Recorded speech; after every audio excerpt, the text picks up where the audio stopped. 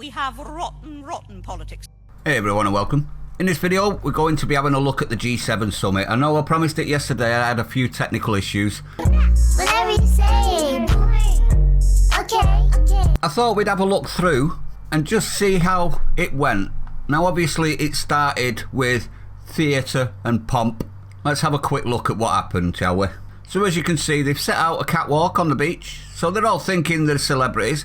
First person they bring up, obviously, is the most undemocratic person in Europe, to be honest. Von der Leyen was not voted into position by people. It was a bureaucracy decision. Next up, we've got Right Said Fred. I'm a model, you know what I mean. Have you seen the pomp, though? I mean, they're having him walking out and elbow bumping. He won't shake his hand, look. Next one. Long walk on his own. Poor guy's not got a missus. Elbow bumps. Most awkward thing you could ever possibly imagine, isn't it? An elbow bump.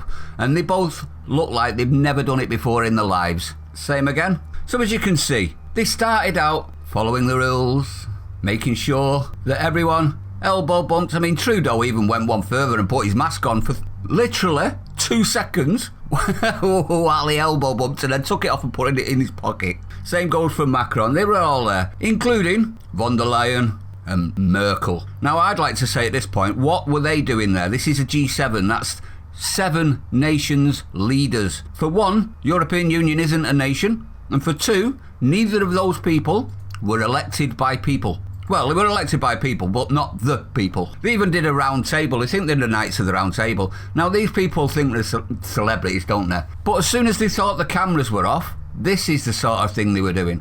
Cuddles. Yep, that's right. Cuddles. Now, let's not forget that immediately after this, they went on to start partying, to the extent where they even had the Red Arrows, the aerial display team from the Royal Air Force, doing a show for them. Let's have a quick look at that, shall we?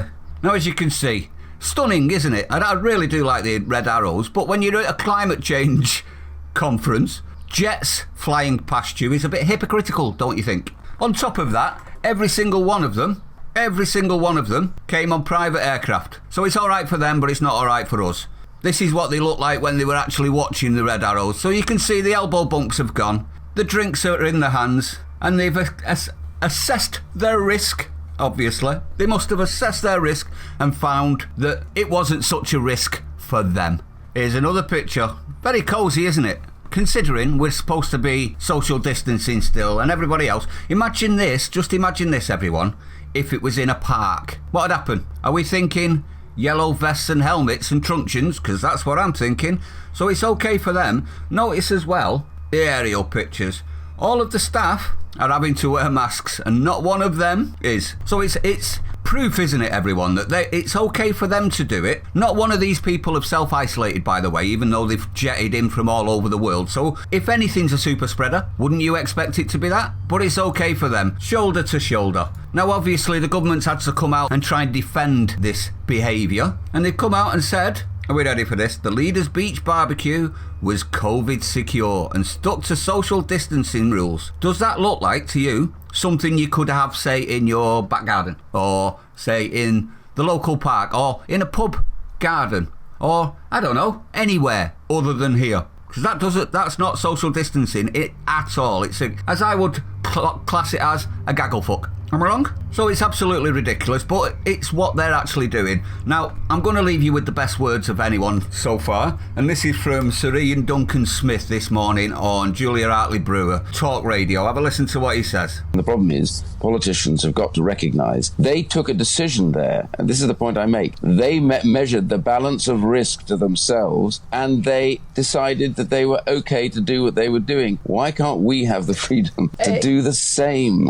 And that's all we want, isn't it? Freedom to assess the risk ourselves. It's not for the government to tell you what's risky and what's not. You should be able and free enough to decide that for yourself. They got to make that decision. We don't. Time to end this, everyone. This next picture, everyone, just proves, in my honest opinion, and this is just my opinion, that even they don't think this is an issue, and which makes me question everything. This is them bringing their own child to meet world leaders that have jetted in without quarantine during a variant spike in infections. Is that not what they were saying? Does make you wonder, doesn't it? If you're new to the channel, don't forget to hit the likes, comment, subscribe, hit the bell icon, share it out. I do rely on you sharing it out, everyone. Stay sane. I'll see you on the next one.